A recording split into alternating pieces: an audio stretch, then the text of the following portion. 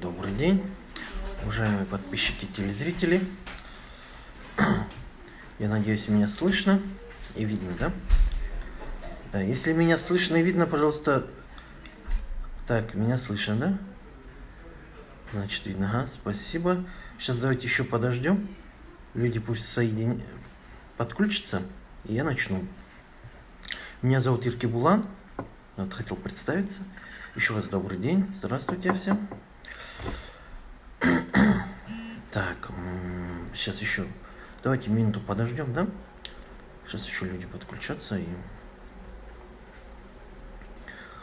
мы начнем. Так, ну вроде вот подключаются, я вижу.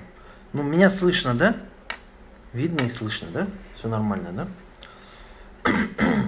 Ну, давайте тогда начнем потихоньку.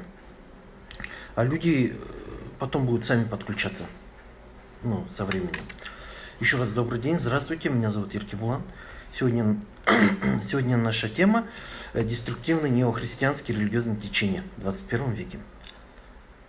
Так, я надеюсь, меня слышно, да? Надеюсь, слышно.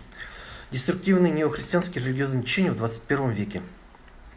Смотрите, о чем я сегодня хочу с вами поговорить, побеседовать, да? Начнем мы просто с истории, да? Мы глубоко в историю сейчас лезть не будем, просто поверхностно пройдемся, самые важные, нужные моменты.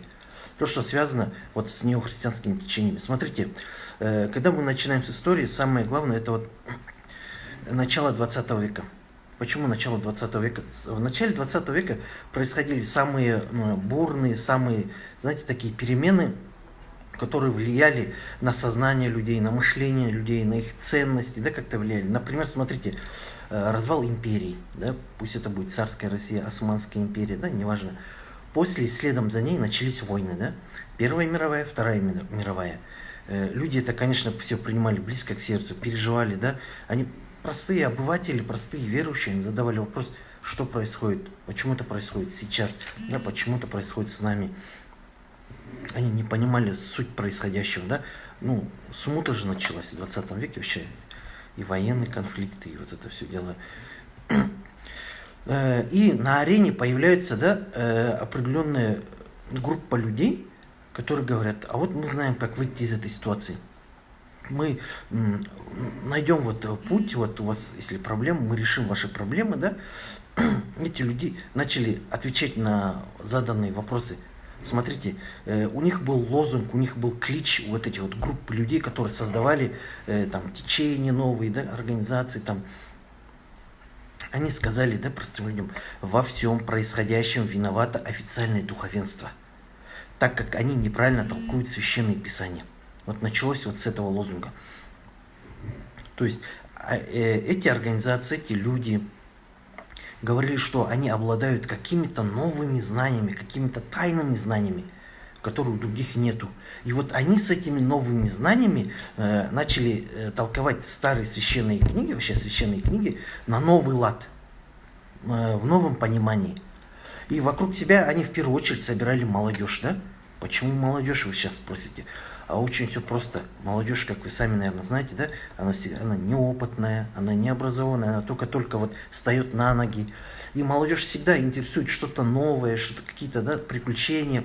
И вот они вот вокруг себя собирали эту молодежь, им давали вот это что-то новое, им говорили, вот у нас какие-то новые знания, пойдемте с нами. Вот это начало вот появления, начало формирования вот деструктивных неохристианских религиозных течений. Это начало 20 века. Теперь давайте пойдемте дальше. Дальше то, что связано с нами, да, с нашей страной, с нашими людьми. Это да, вот, давайте вспомним начало 90-х. Да? Если вот среди телезрителей есть молодые люди, они могут у своих родителей спросить. Начало 90-х, да? Вот в начале 90-х что произошло? Да, мы получили независимость. Но плюс к этому, смотрите, у нас был такой момент, когда у нас были открытые границы, была безработица, религиозная неграмотность, и опять же молодежь была в поисках чего-то нового. То есть это было в начале 90-х. И тут, как грибы после дождя, начали появляться вот эти неохристианские течения. Да? Вот эта определенная группа людей, организаций, которая пыталась решить проблему простого населения. Например, мы сейчас сказали, да, открытые границы, безработица. Безработица, они пытались им дать хоть какую-то работу, да?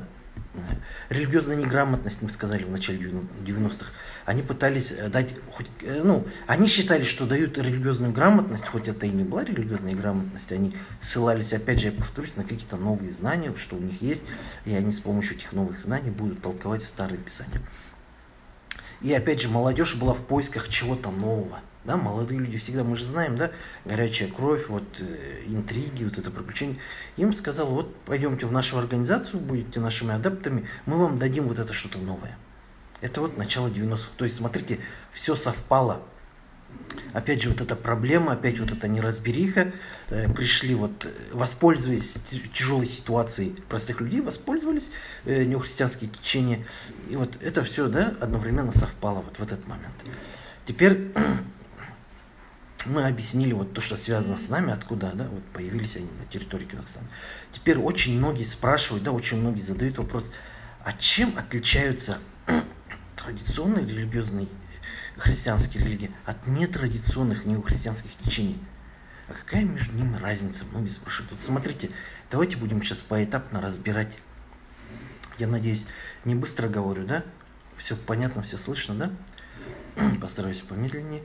Смотрите, чем они между собой отличаются? Нетрадиционные неохристианские религиозные течения, у них отсутствует, да, методология и научно-теологическое толкование священных писаний. То есть, как мы ранее говорили, они ссылаются на какие-то новые знания, да, откуда они взяли, что за новые знания, да, непонятно, какие-то тайные знания они могут говорить, вот они там что-то знают, там. Противовес им традиционное христианство, у них имеется, да, багаж или тысячелетняя история толкования священных писаний. То есть, что значит тысячелетнее толкование священных писаний?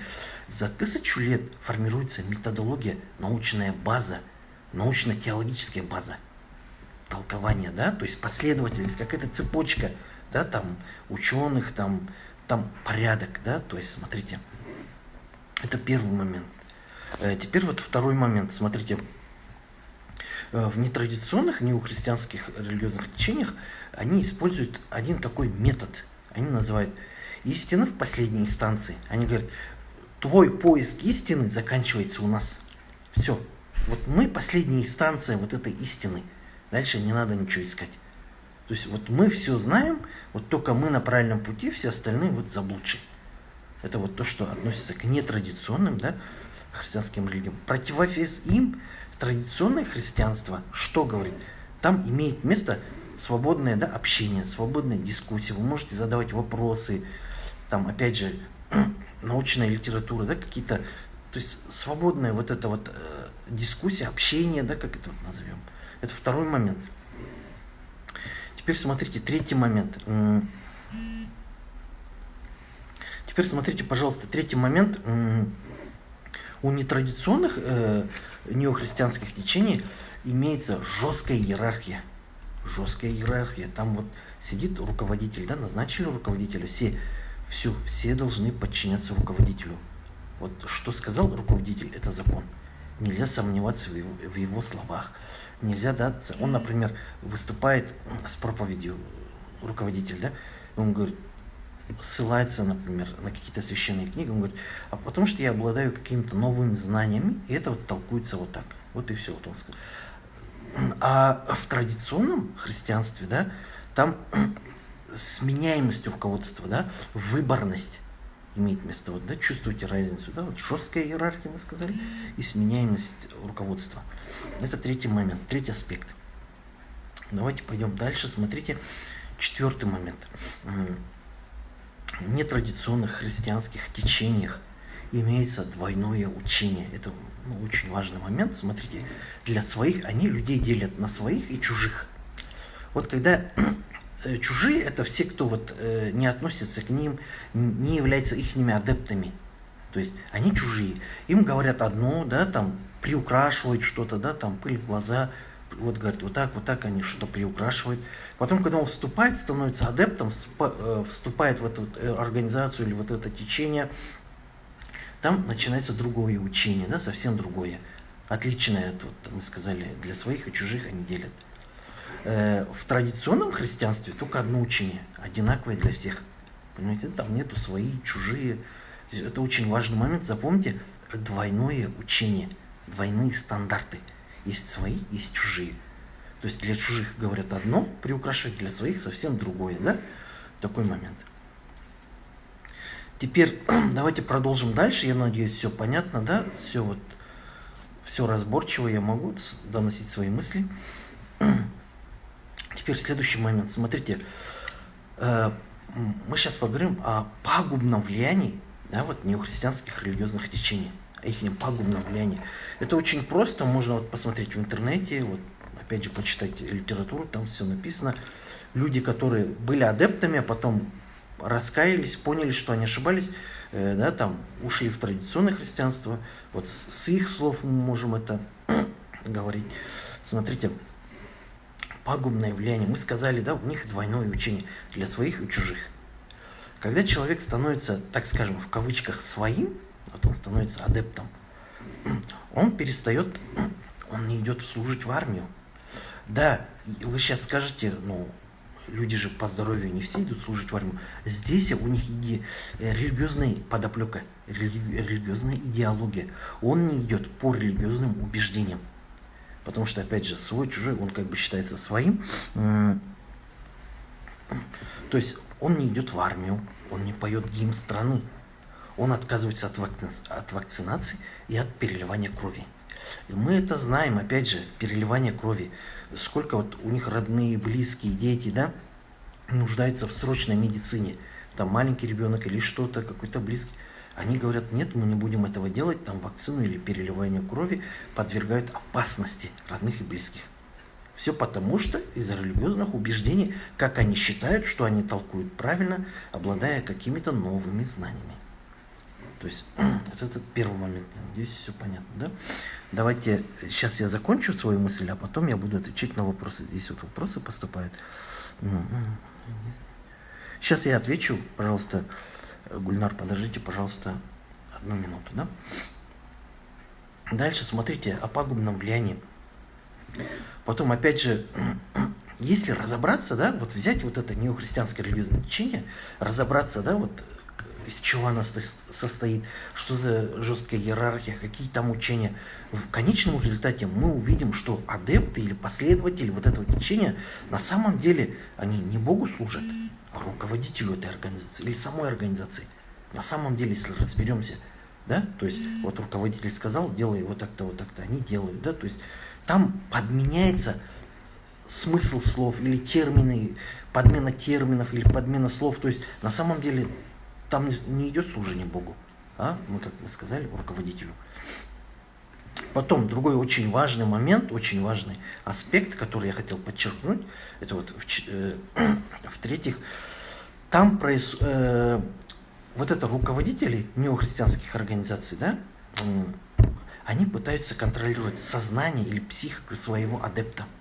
Они пытаются это делать, есть факты, подтверждающие это. Пытаются как-то, может, опять же, психотропными там препаратами или какой-то программой, или да, там каким-то зомбированием, пытаются удержать его в лоне этой организации. То есть пытаются как-то влиять на его психику, на его сознание. Дальше, смотрите, вот мы сказали, да, пытаются влиять на его психику и сознание.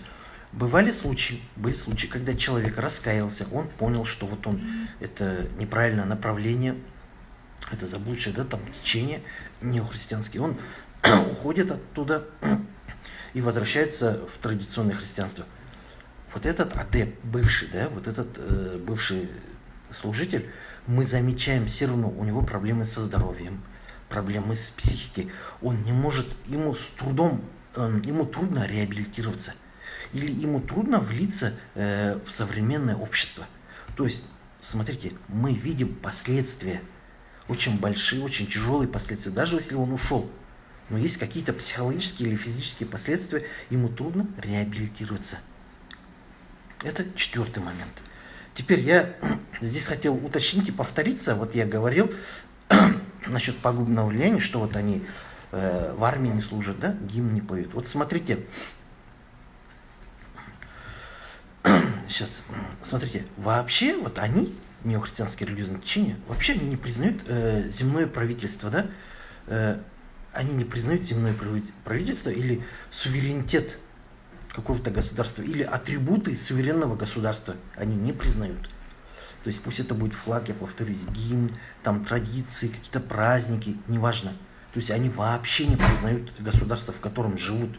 Опять же, законы, там, служение в армии, то есть вот такой момент.